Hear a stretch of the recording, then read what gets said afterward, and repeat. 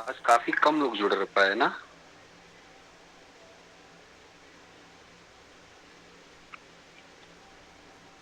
उत्तर देते रहना है, आवाज आ रही नहीं आ रही नहीं। कल एक दिन का विश्राम हो गया तो लोग शायद ध्यान नहीं रहा। आवाज आ रही है आचार्य जी? बोल दीजिए कोई लोग। हाँ, जी तो आ मैं रही है आवाज आ रही गुरुदेव आपकी सादर चरण स्पर्श। आ रही है, आ रही है, आ रही है। जी आ रही है, आवाज आ रही ठीक है। ठीक ठीक।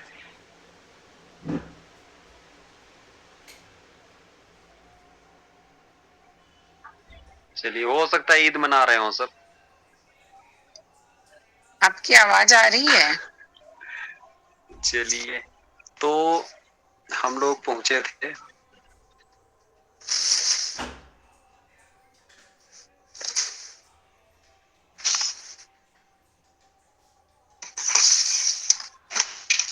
देखो, नेटवर्क के मामले में अगर कोई बात बनती है तो आवाज ना आए तो मैसेज लिख के या फिर बोल करके बता देना।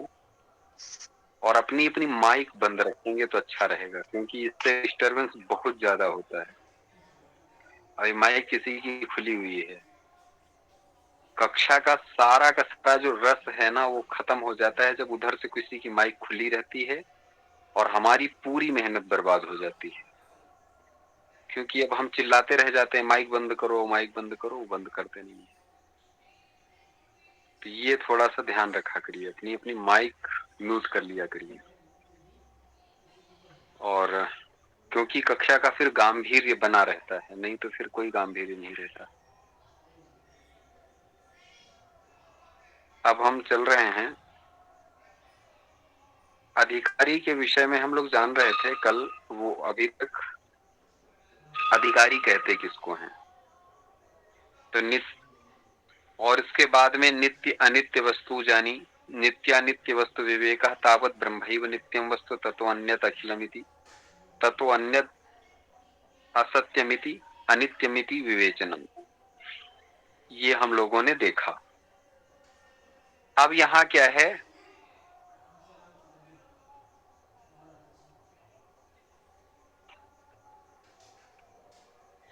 अरे भाई क्या हो रहा है।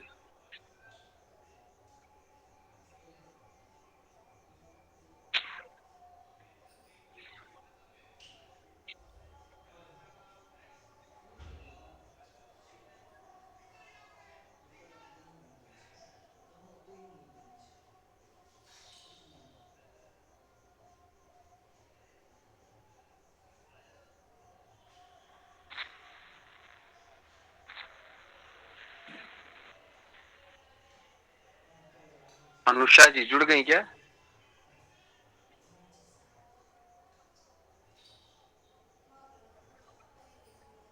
नहीं, दिख तो नहीं रही है।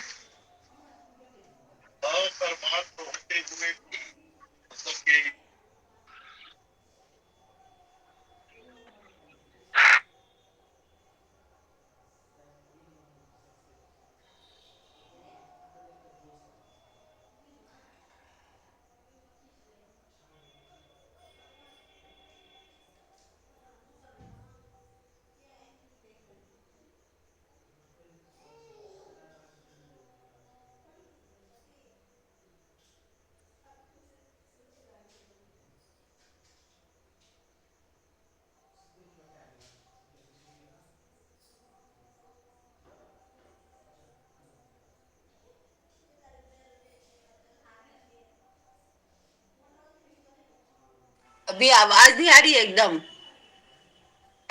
नहीं गुरुजी अभी है ही नहीं। अच्छा अच्छा अभी अच्छा अच्छा अभी आचार्य जी निकल गए हैं। अच्छा अच्छा अच्छा अच्छा अच्छा अच्छा अच्छा अच्छा अच्छा। हाँ हाँ ठीक है, तो इतने अपने लोग कोई बातचीत कर ले। हाँ, बिल्कुल कर सकते हैं, बिल्कुल कर सकते हैं। अपन कितने जने हैं आज कक्षा में? अभी कक्षा में 14 लोग हैं। अच्छा, 14 लोग। जी से कल हम लोगों ने 4 चीज की चर्चा की थी, प्रमाता, प्रमेय, प्रमाण और प्रमा। जी जी जी। तो बताए कोई प्रमाता माने? प्रमाता मतलब जो जिज्ञासु है, जो जानना चाहता है। हाँ हाँ, और प्रमेय? आ,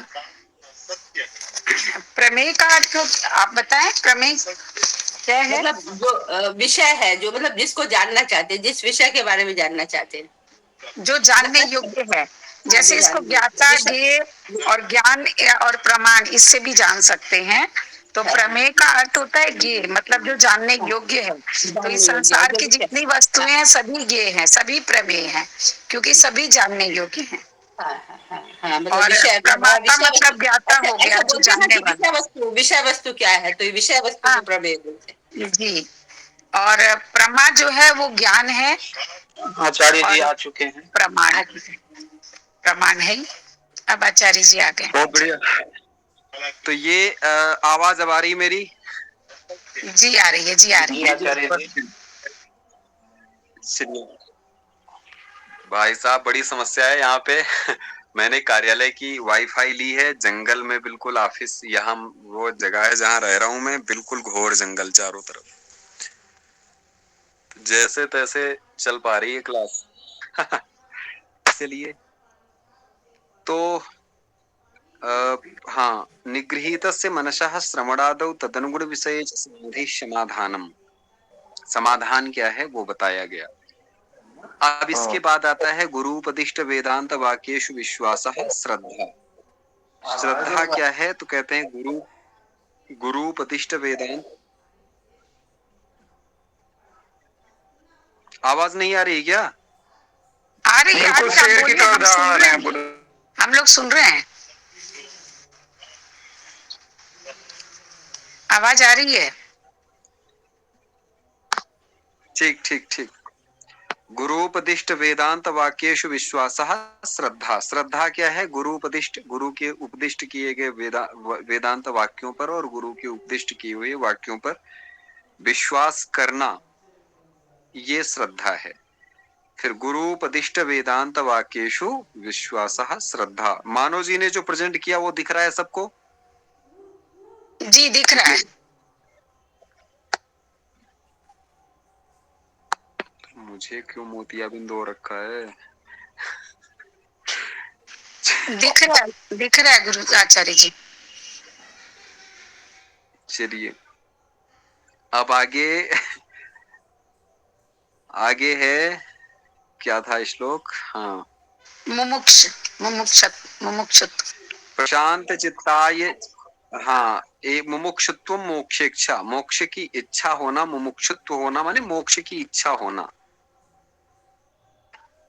मोक्ष की इच्छा हो तभी कोई काम कर पाएगा, जब इच्छा ही नहीं है तो कुछ होगा ही नहीं। तो एवं भूतः प्रमाता अधिकारी। एवं भूतः, इन चीजों से जो संपन्न है उसको अधिकारी कहते हैं। तो शांतो दांत इत्यादि श्रुते है। शांतो दांत इत्यादि श्रुते का मतलब ये है, समझना चाहिए हम लोगों को। शांतो दांत, ये उपनिषदों में इसका उल्लेख प्राप्त होता है। देखो ये प्रमाण, मैंने पहले भी कहा था, हम प्रमाण एक्सेप्ट करते हैं, हमारे पास प्रमाण चाहिए। कह दिया गया कि कुछ भी हम इधर उधर की चीजें उठा के नहीं पढ़ने लग जाएंगे, किसी चीज पे हम भरोसा नहीं कर लेंगे। प्रामाणिक हो, प्रामाणिक विषय वस्तु ही हमारे लिए स्वीकार्य होती है। जो प्रामाणिक नहीं है वो स्वीकार्य नहीं है। तो हमारे यहाँ प्रामाणिकता किस आधार पे सिद्ध होगी? तो प्रामाणिकता के लिए 3 आधार सबसे महत्वपूर्ण माने गए। कितने आधार महत्वपूर्ण माने गए? 3। तीन। या फिर आप उनको उनको हम ये भी कह सकते हैं कि वो प्रमाण हम मान सकते हैं। प्रमाण से हम कोई चीज सिद्ध करते हैं। हमारे यहाँ सिद्धि प्रमाण के माध्यम से होती है। कौन सा पहला प्रमाण है? तो हमारा पहला प्रमाण है, मैंने उस दिन बताया, कल बताया, उस मतलब गत कक्षा में बताया गया था, प्रमा, प्रमेय, प्रमाण और प्रमाता। ये तो प्रमाता हो गया। प्रमाण चाहिए ना हमको। जब तक प्रमाण नहीं होगा तब तक हम किसी विषय वस्तु को समझ नहीं पाएंगे। तो हम प्रमाण के लिए किस चीज को पकड़ते हैं? सबसे पहले उस वस्तु को पकड़ते हैं जिसके माध्यम से हमको ज्ञान होता है। मैंने जैसे उस दिन बताया कि आम को खा करके हमको पता चलता है कि खट्टा है कि मीठा है। तो खट्टा मीठा का स्वाद किससे पता चला? जिह्वा से। खट्टा है या मीठा है इसका स्वाद किससे पता चलता है? जिह्वा से। तो इसको क्या बोलते हैं? प्रमाण बोलते हैं। कौन सा प्रमाण हो गया? जिह्वा से अगर किसी चीज को हम जान गए ये स्वादिष्ट है कैसा है, ये कौन सा प्रमाण कहा जाएगा? प्रत्यक्ष प्रमाण। आंखों से देखा, आंखों से हमने देखा कि ये गोरा है या काला है, हरा है या नीला है। तो ये सौंदर्य बोध, विषय वस्तु का समझना नेत्रों से। तो नेत्र यहां पर क्या हो गए? प्रमाण। तो इसको हम क्या बोलेंगे? प्रत्यक्ष। हवाएं सर्द चल रही हैं या गर्म? हवाओं का सर्द या गर्म होना किससे पता चलेगा? त्वचा से। त्वचा स्पर्श करती है, तो जब त्वचा स्पर्श करेगी तब पता चलेगा सर्द है या गर्म। तो इसलिए त्वचा क्या हो गई? प्रमाण। त्वचा के माध्यम से ज्ञान हुआ ना सर्द गर्म का। तो उसी तरह से हमारी जो पंच ज्ञानेंद्रियां हैं, इन्हीं इसीलिए इसको ज्ञानेंद्रिय बोलते हैं। हमको ज्ञान होता है इनके माध्यम से, इसलिए इन पांचों को ज्ञानेंद्रिय बोला जाता है। जिह्वा से रस का ज्ञान होता है, शब्द का ज्ञान होता है। कान से किसका ज्ञान होता है? शब्द का ज्ञान। तो शब्द एक, रस दो, त्वचा तीन। त्वचा से हम स्पर्श का ज्ञान कर रहे हैं, रसना से रस का ज्ञान करें, जिह्वा से रस का ज्ञान करें, कान से कर्णेंद्रिय से शब्द का ज्ञान कर रहे हैं, नेत्र से रूप का ज्ञान कर रहे हैं, और नाक से तो गंध। रूप, रस और से हम गंध का ज्ञान कर रहे हैं कि बदबू है, सुगंध है, गंध है, क्या है। इन सब चीजों का ज्ञान हमको नासिका से, नाक से होता है। तो ये हमारी पांच ज्ञानेंद्रियां हैं। इनको, इनसे जो ज्ञान होगा उस ज्ञान को हम प्रत्यक्ष प्रमाण कहते हैं। कौन सा प्रमाण कहेंगे? प्रत्यक्ष प्रमाण। सीधे हम जान रहे हैं ना उसको। दूसरा प्रमाण आया अनुमान। दूसरा प्रमाण कौन सा आएगा? अनुमान। अंदाजा लगाया जाता है। उदाहरण के लिए आप सपोज दैट आप बैठे हैं अपने घर से बरामदे में, देख रहे हैं बाहर, तब तक आपको बहुत तेज तेज धुआं उठते दिखाई दिया और बड़ी तेज चिल्लाए, अरे भागो भागो भाई, देखो देखो वहां क्या हो गया, आग लग गई, आग लग गई, बुझाओ बुझाओ। अरे भाई साहब, आपको कैसे पता चला? आपने तो धुआं देखा था, आग तो दिखी नहीं आपको। तब आपने कैसे पता कर ली वहां पर आग ही होगी? तो इसको कहते हैं अनुमान लगाना, अनुमान प्रमाण। क्योंकि आपने पहले जान रखा है जहां आग होती है वहां धुआं होता ही होता है। इसीलिए हमारे यहाँ धुआं, जहां जहां धुआं है वहां वहां, जहां जहां धुआं वहां, यत्र यत्र धूमस तत्र तत्र वनि। तो इसका सीधा मतलब है हमने अनुमान लगा के बता दिया, अनुमान से बता दिया, क्योंकि पहले हमने उसका प्रत्यक्ष कर लिया होता है। अनुमान उसी चीज का लगाया जा सकता है जिसको पहले आपने प्रत्यक्ष कर लिया हो। ठीक है। समुद्र में आपने एक अंजलि पानी पिया और पीते ही थूक दिया, ये बहुत खारा है, और आपने दावा कर दिया कि समुद्र का पानी खारा होता है। इसको नहीं, किस आधार पे? एक अंजलि के आधार पे। तो दुनिया के किसी भी कोने में बैठा हुआ व्यक्ति कहीं पे भी समुद्र में एक अंजलि पानी पीता तो वो कहता है कि समुद्र का पानी खारा है। इसको अनुमान प्रमाण कहते हैं। चावल बनाए गए, और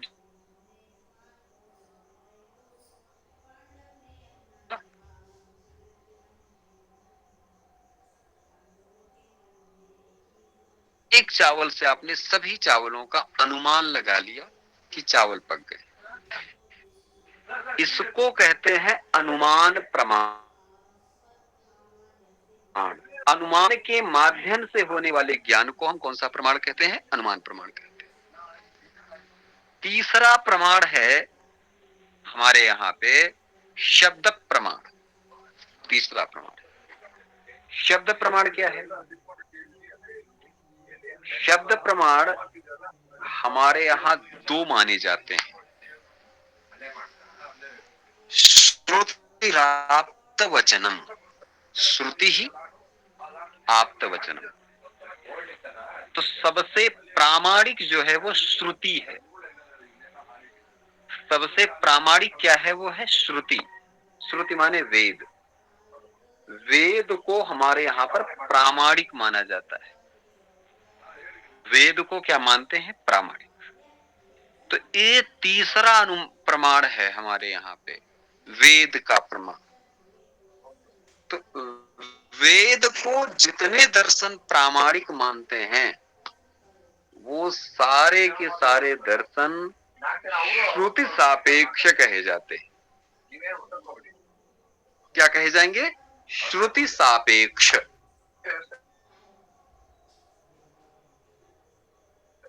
श्रुति सापेक्ष कह लीजिए, आस्तिक कह लीजिए। उसमें सांख्य, योग, न्याय, वैशेषिक, पूर्व मीमांसा और उत्तर मीमांसा ये दर्शन आते हैं 6। वेदों को जो प्रमाण नहीं मानते हैं श्रुति निरपेक्ष कहे जाते हैं, जैन, बौद्ध और चार्वाक। लेकिन वेदांत तो वेद को मानता है। तो हमारे यहां जो बात कही जाती है उसको प्रामाणिक है कि नहीं है, ये वेद के कसौटी पे कसा जाएगा। कोई कह देगा नहीं, मान लिया जाएगा। वेद की कसौटी पे जो कसा उतरेगा उसको हम प्रामाणिक मानेंगे। तो कौन प्रामाणिक है हमारे यहाँ? अब यहाँ पे जो अधिकारी के लक्षण बताए गए, क्या ये वेद में ऐसे बताए गए हैं अधिकारी के लक्षण, या उपनिषद में बताए गए हैं क्या ऐसे अधिकारी के लक्षण? तो उसका प्रमाण कहते हैं शांतो दांत इत्यादि श्रुते है। अब सवाल उठेगा ये शांतो दांत क्या है?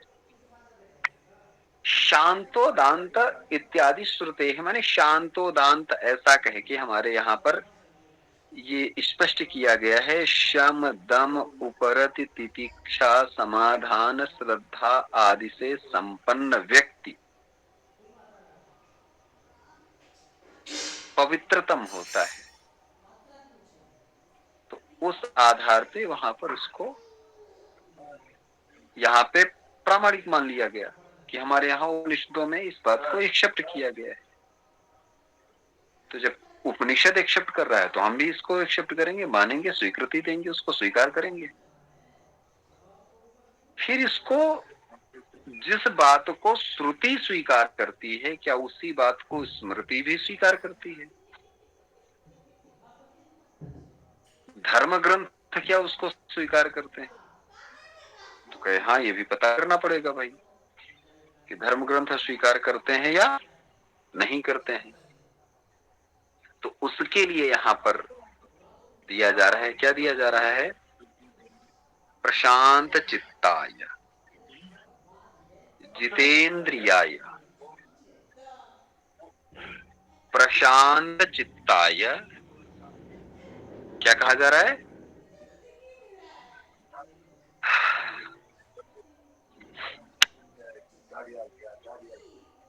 आवाज आ रही मेरी सबको ना? आ रही आ रही।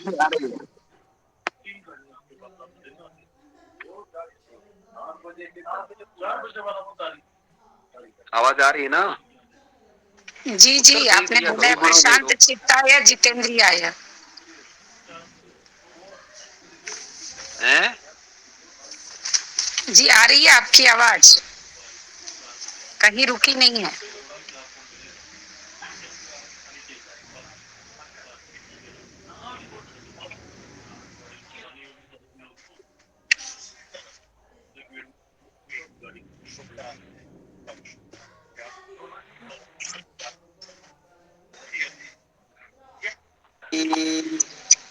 चलो,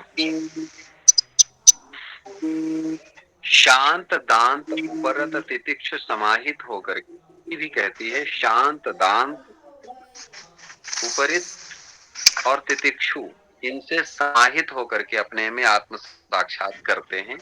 ये बृहदारण्यकोपनिषद का एक मंत्र है। तो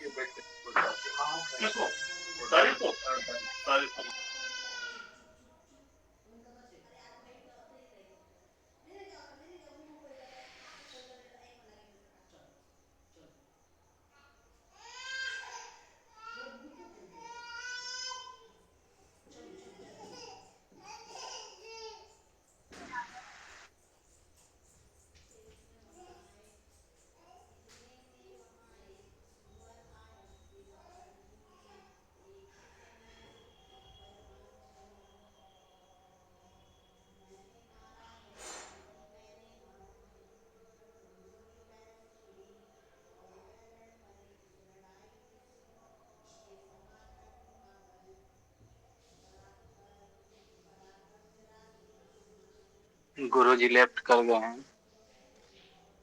हाँ, और लगता है नेट का थोड़ा प्रॉब्लम है उधर। हाँ, वहाँ पे नेट का प्रॉब्लम है बोल रहे हैं ना, वो इसी के कारण से। हाँ मैम, आज शायद मुश्किल भी चले इसी तरह से। हाँ हाँ। क्या आशुतोष जी आवाज आ रही है? जी जी आ रही है जी। आज लगता है आचार्य जी को ईदी कोई देने आ गया जी।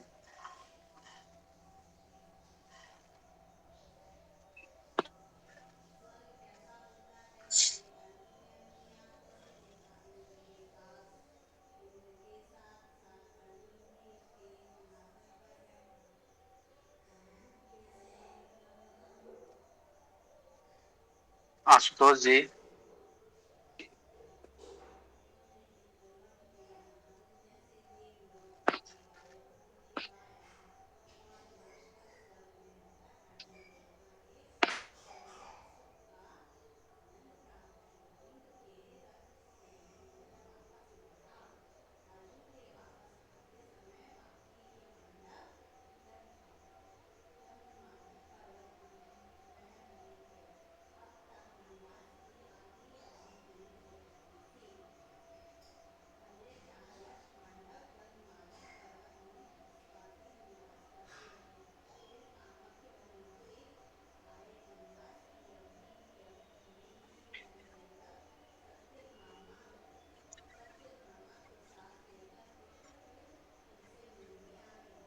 सुशील महोदय, आवाज आ रही है मेरी?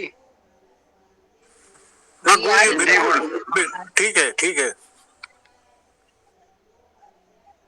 मैं बोलता रहता हूँ, आप कोई रिप्लाई क्यों नहीं देता है कि आवाज आ रही नहीं आ रही? मैं कई आवाज नहीं पहुंच रही है। सभी रिप्लाई दे रहे हैं, आपको आवाज नहीं जा रही। बिल्कुल स्पष्ट रूप से आवाज आ रही है। नहीं, सभी आवाज बताते हैं, आपको सुनाई शायद नहीं दे पा रहा है। भाई सब बड़ी प्रॉब्लम है यार ये तो। मैं बिल्कुल बड़ा खिन्न सा हो गया भाई, ये क्या हो रहा है आज? कोई ध्यान नहीं दे रहा है लग रहा है। चलिए, आप क्विट कर गए थे, निकल गए थे, आप निकल गए थे, आप पटल पे नहीं थे। चलिए कोई नहीं। आचार्य जी अपना वीडियो बंद कर देंगे ना तो सही से आवाज आएगा जाएगा। हाँ, ये ज्यादा माकूल रहेगा। वाह, कितने बुद्धिमान लड़के हैं हमारे यहाँ। चलिए। चलिए देखिए, तो बात चल रही थी इसकी।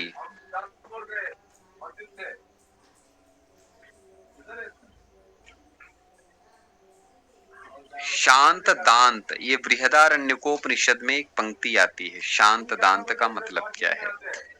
तो शांत दांत उपरत तितिक्ष इत्यादि से संपन्न होकर के व्यक्ति को आत्म साक्षात्कार करना चाहिए, ऐसा हमारे उपनिषदों ने आदेश दिया। अब ये जो दर्शन है हमारा, वेदांत जो है आत्म साक्षात्कार का दर्शन है। तो इसमें प्रवृत्त होने के लिए शांत दांत होना नितांत आवश्यक है। इस बात को यहाँ पे इन्होंने स्पष्ट किया। अब आगे कहते हैं उपदेश साहस्री एक ग्रंथ है। कौन सा ग्रंथ है? उपदेश साहस्री। तो उसमें कहा जाता है प्रशांत चित्ताय जितेंद्रियाय च। क्या बोलेंगे? प्रशांत चित्ताय। प्रशांत चित्त, जिसका चित्त शांत हो। प्रशांत चित्त का मतलब जिसका चित्त शांत हो। जितेंद्रियाय च, जिसने इंद्रियों पर जय प्राप्त कर लिया हो। प्रशांत चित्ताय जितेंद्रियाय च। पहला लक्षण है प्रशांत चित्त होना। दूसरा लक्षण है जितेंद्रिय होना। प्रशांत चित्त, जिसका चित्त शांत हो गया हो। दूसरा कह रहे हैं जितेंद्रियाय च, जिसने इंद्रियों को जीत लिया हो, जितेंद्रिय हो गया। प्रशांत चित्ताय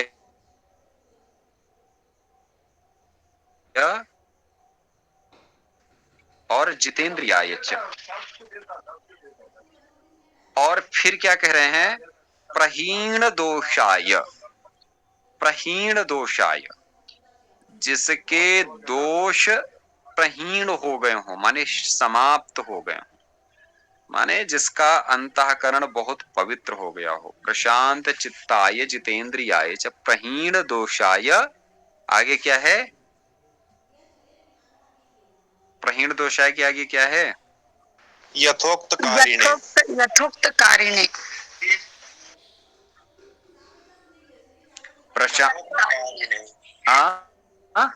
यथोक्त कारिणे। हाँ, बहुत सही। प्रशांत चित्ताय जितेंद्रियाय च प्रहीण दोषाय यथोक्त कारिणे। यथोक्त कारिणे का मतलब क्या है? यथा उक्त कारिणे। यथा उक्त का मतलब यथा माने जैसा कहा गया, बताया गया है वैसा, कारिणे माने करने वाले।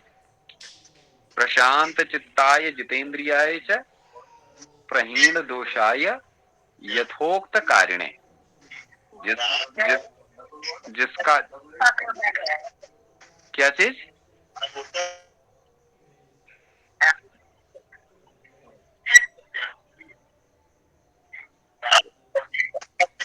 जी आप बोले। क्या हुआ? नहीं, किसी का माइक कौन होगा? आप बोले। नहीं, किसी का माइक कौन होगा?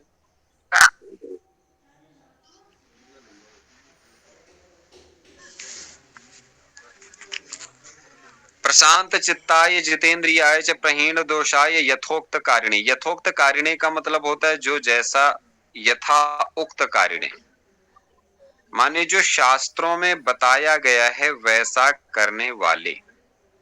यथोक्त कारिणे, जैसा शास्त्रों में बताया गया है वैसा कार्य करता है। जो काम निषिद्ध कर्मों का त्याग करके और शास्त्र के बताए गए कर्मों का अनुष्ठान करना, ये होता है यथोक्त कारिणे। अब जो बताया गया ये न तो करो वो मत करो, मतलब कोई काम फायदे के लिए कर रहे हो क्या? हर काम फायदे के लिए थोड़ी किया जाता है। कोई आदमी गिर गया, उसको उठाने के लिए भी ये सोचेंगे कि यार इससे फायदा होगा कि नहीं होगा कभी,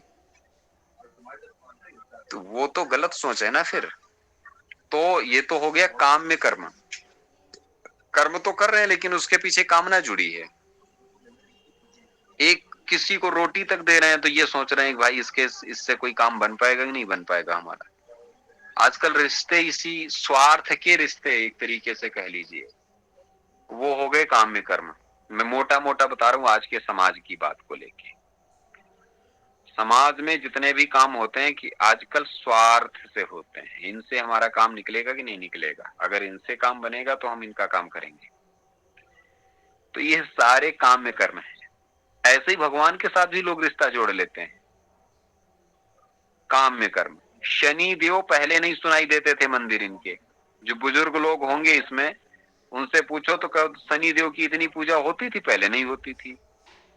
आज गली गली मोहल्ले मोहल्ले शनि देव के मंदिर बन रहे हैं। क्यों? क्योंकि उनको उस तरीके से प्रमोट किया गया और कहा गया कि इनसे ये काम पूरा हो जाएगा। तो काम्य कर्म, भगवान को खुश करने के लिए फलाना ढिमका ये सारी गतिविधियों का अपनाना, ये काम्य कर्म में आता है। तो जो भी कर्म काम्य कामनाओं को करके किया जाएगा वो काम्य कर्म कहलाएगा। तो ऐसा नहीं करना चाहिए। कर्म करो अपना, जो दायित्व है करना चाहिए, उसके पीछे कामना जुड़ी हो वो गलत है। दूसरा है निषिद्ध कर्म, जो तो निषिद्ध है वो तो करना ही नहीं करना चाहिए। चढ़ा के पौआ भर बैठ गए आके, वो तो करना ही करना नहीं है ना। काम्य निषिद्ध वर्जन पुरःशरम नित्य नैमित्तिक पहले ही बताया गया। तो अब यहाँ कहा जा रहा है काम निषिद्ध को छोड़ करके शास्त्र के बताए हुए कर्मों का अनुष्ठान किया करो। ऐसा करने वाला प्रशांत चित्ताय जितेंद्रियाय च प्रहीण दोषाय यथोक्त कारिणे। ठीक है, यथोक्त आय जितेंद्रियाय च प्रहीण दोषाय यथोक्त कारिणे। अब गुणान्विताय, गुणान्वित होना चाहिए। गुणान्वित माने विवेक वैराग्य उपरति तितिक्षा समाधान से युक्त हो। किससे हो युक्त? विवेक से युक्त हो, वैराग्य से युक्त हो, उपरति से युक्त हो, तितिक्षा से युक्त हो और समाधान से युक्त हो। सर्वदा सर्वदा ये कह रहे गुणान्विताय अनुगताय सर्वदा। अनुगताय सर्वदा का मतलब, अनुगताय सर्वदा का मतलब होता है कि हमेशा गुरु के प्रति श्रद्धावान हो।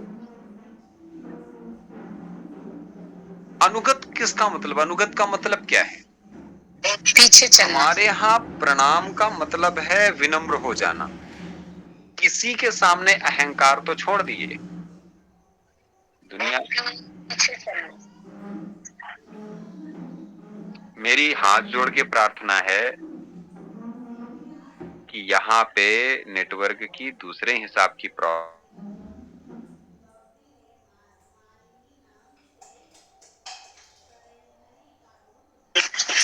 आपकी आवाज नहीं आ रही अब। कुछ मत बोलिए तो ज्यादा ठीक रहेगा,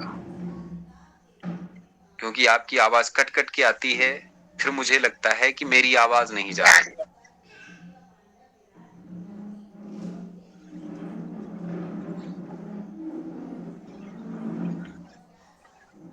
गुरुम अनुगताय, हमेशा गुरु के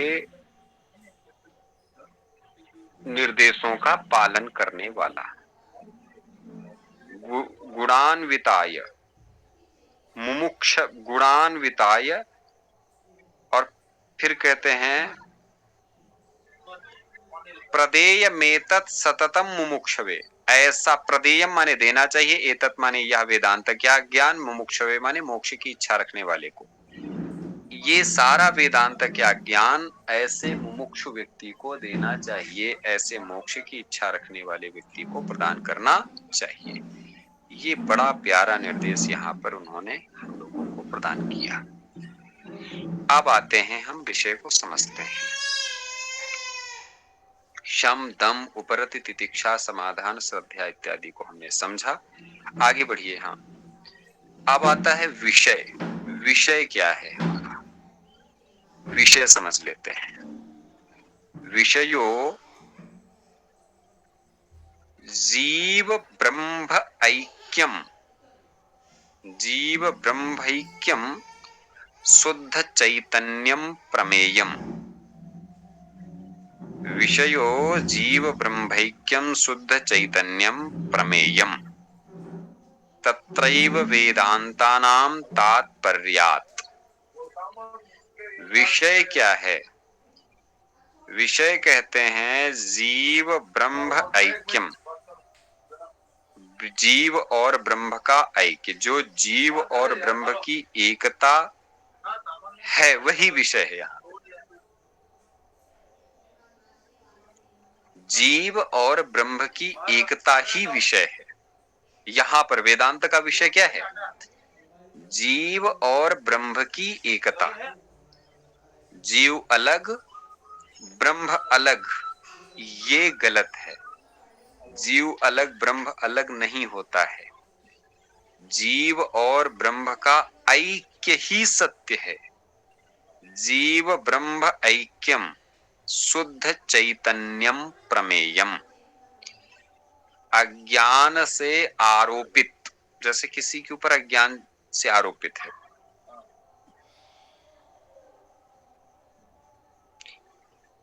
जो जीव और ब्रह्म की एकता है वही विषय यहां पर रखा गया है।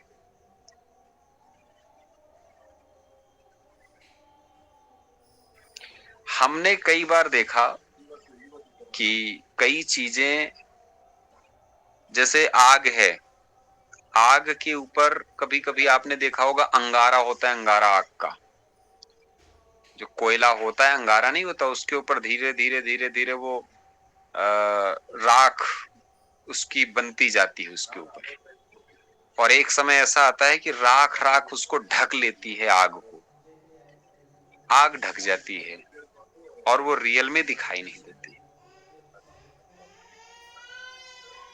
तो जो आग है और जो उसका राख है, राख ने आग को ढक दिया, तो जीव अलग और ब्रह्म अलग, ये पार्थक्य जो अलगाव महसूस होता है हमको, ये अज्ञानता के कारण है। अज्ञान ने आरोपित कर रखा है, नहीं तो जीव का स्वरूप, रियल स्वरूप क्या है? वो सर्वज्ञ है, वो सर्वज्ञ है। लेकिन जीव का लक्षण तो है किंचित, मतलब अल्पज्ञ। ब्रह्म का लक्षण है सर्वज्ञ। लेकिन दोनों में पार्थक्य हो जाने के कारण जीव अपने आप को अल्पज्ञ मान बैठता है और ब्रह्म तो रियल में सर्वज्ञ है। उस सर्वज्ञत्व से, सर्वज्ञ धर्म से वो अलग हो जाता है, सर्वज्ञ को नहीं समझ पाता है।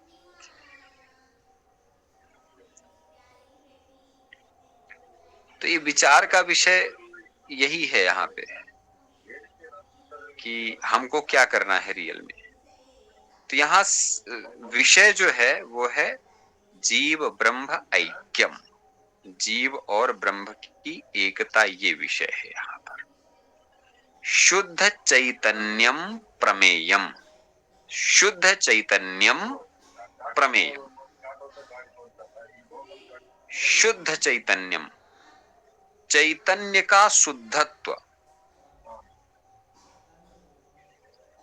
चैतन्य का जो है वो शुद्धत्व होना, अत्यंत शुद्ध, शुद्ध चैतन्य है, माने सर्वधर्म अतीत, माने एक रस है, वो एक रस है।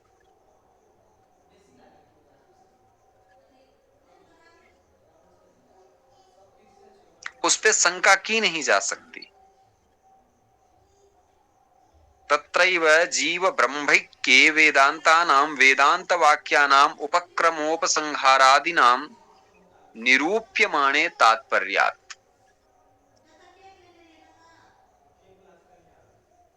ठीक है, तो आज एक काम करिए, हम लोग यहीं तक करते हैं क्योंकि आज बहुत डिस्टरबेंस हुआ है। विषय को हम कल ठीक से समझेंगे, विषय, संबंध और प्रयोजन तीनों कल हम लोग करेंगे। ठीक है, हर हर महादेव जी, शुभ रात्रि। शुभ रात्रि, हर हर महादेव। शुभ रात्रि सबको। आप सबों को भी शुभ रात्रि।